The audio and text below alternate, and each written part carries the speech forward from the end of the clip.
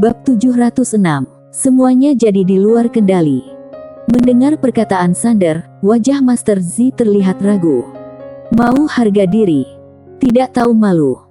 Sander tidak menjelaskan lagi dan malah berujar, "Senior, ayo cepat diatur."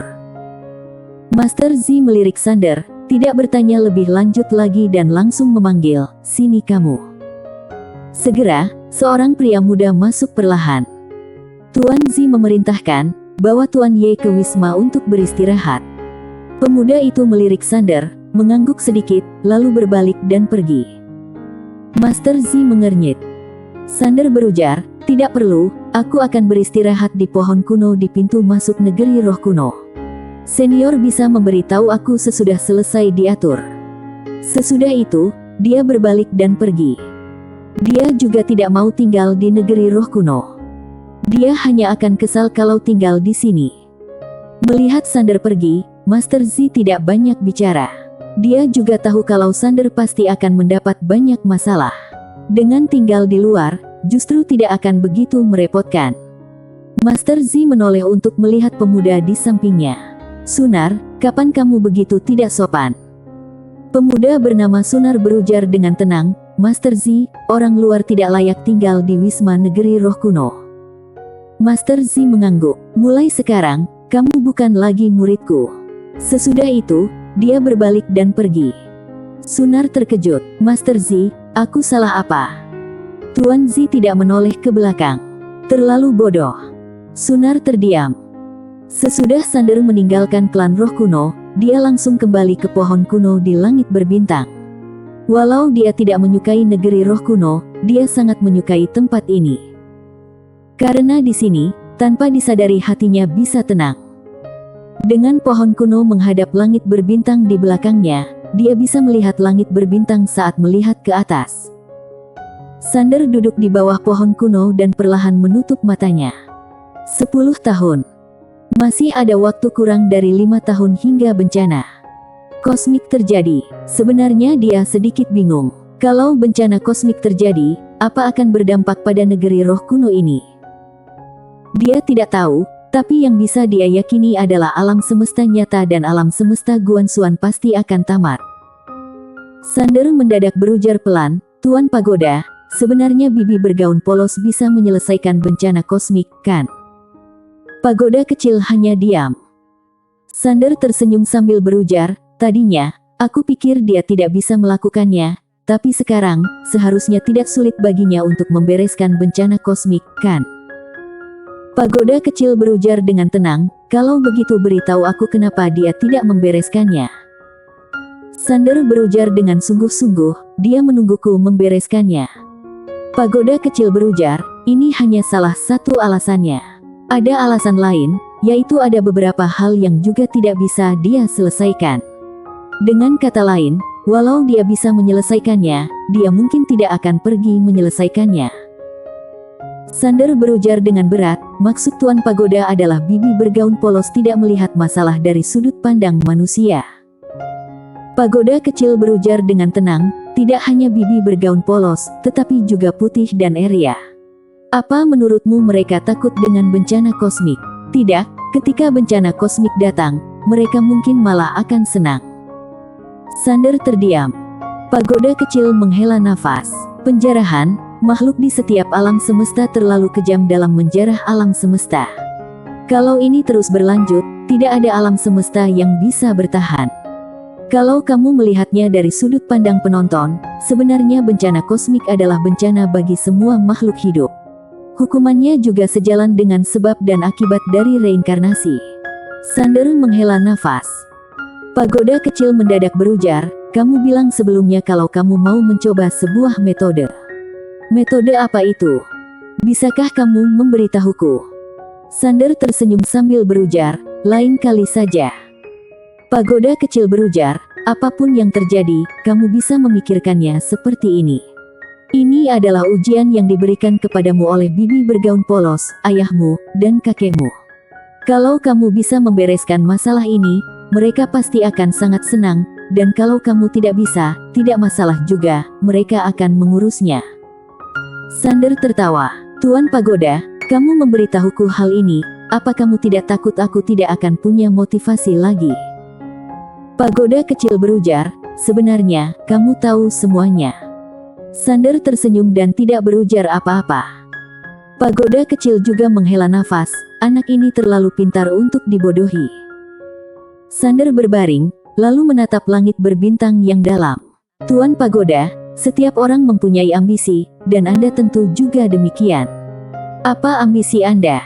Sesudah terdiam beberapa saat, Pagoda kecil berujar, aku ingin melihatmu tumbuh dewasa, lalu ikut Tuan bertualang. Sander mengedipkan matanya. Melihatku dewasa. Pagoda kecil berujar, sebenarnya, Tuan memintaku untuk mengikutimu. Selain melatihmu, dia juga melatihku. Tentu saja, dia juga mempercayaiku. Sander tersenyum sambil berujar, aku merasa kamu bahkan tidak berlatih. Pagoda kecil berujar dengan tenang, untuk apa aku berlatih? Kalau ada seseorang yang bahkan tidak bisa mengalahkan kakek dan ayahmu, memangnya aku bisa menang? Kalau tidak, untuk apa aku berlatih? Bukan aku juga yang bertarung. Bagiku, yang penting kekuatanku cukup. Sander menggeleng sambil tersenyum. Kamu yang malas. Pagoda kecil berujar, bagaimana denganmu? Apa cita-citamu? Sander berujar pelan, lebih kuat dari ayah dan bibi bergaun polos. Pagoda kecil terdiam. Sander tersenyum sambil berujar, apa itu sulit?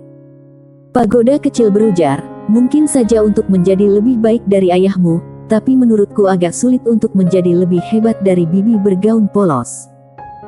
Sander tersenyum sambil berujar, memang sulit, tapi aku masih mau mencobanya. Pagoda kecil berujar pelan, ngomong-ngomong, apa bibi bergaun polos sangat hebat di hatimu?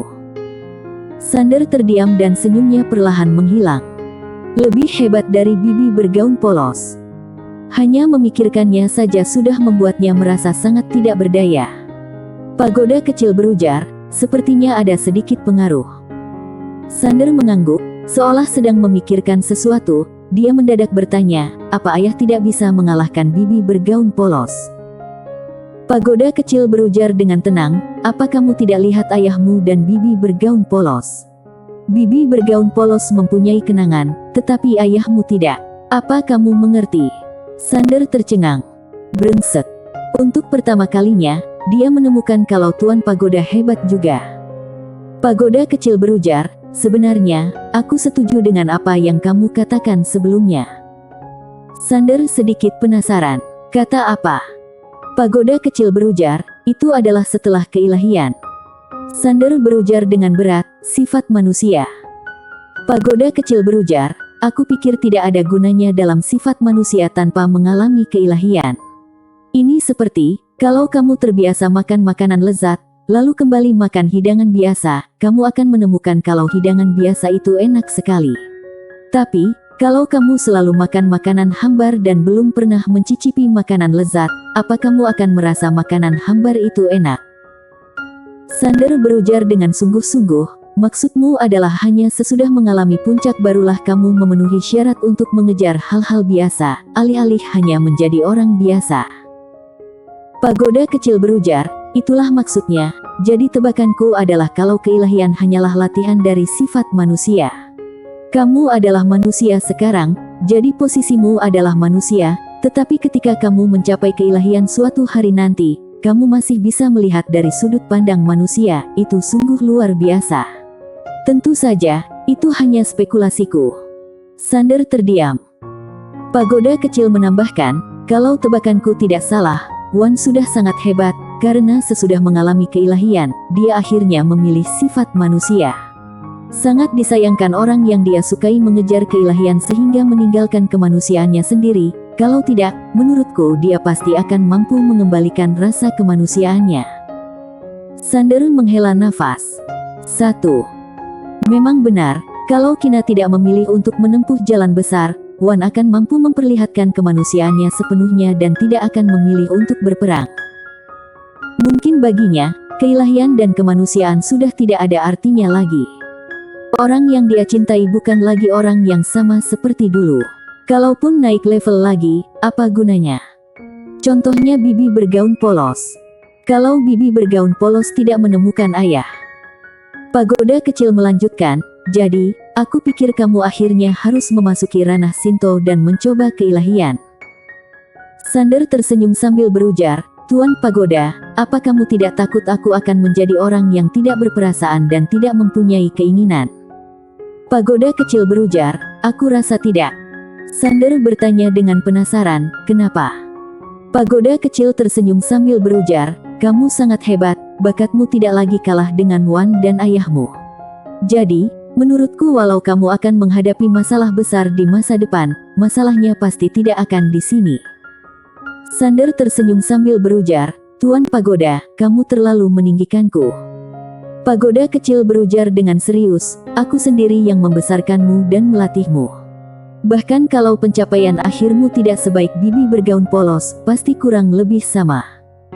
Sander terpaku. Pagoda kecil menambahkan, aku sangat bersemangat ketika memikirkan akan ada 3 orang tak terkalahkan yang kubimbing di masa depan. Aku rasa aku harus memberi diriku sebuah julukan. Sebut saja Guru Pagoda tak terkalahkan.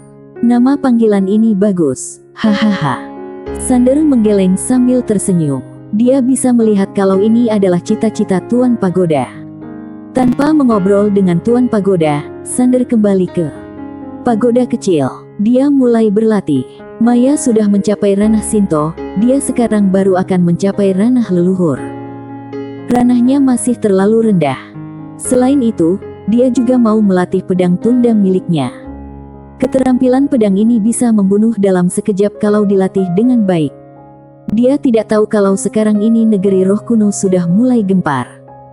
Pewaris akan datang. Ketika Master Z mengungkapkan kabar tersebut, seluruh negeri roh kuno mendadak gempar. Siapa itu Wan? Saat itu, Wan mengalahkan seluruh generasi muda klan roh kuno. Itu juga pertama kalinya klan roh kuno ditekan oleh pihak luar.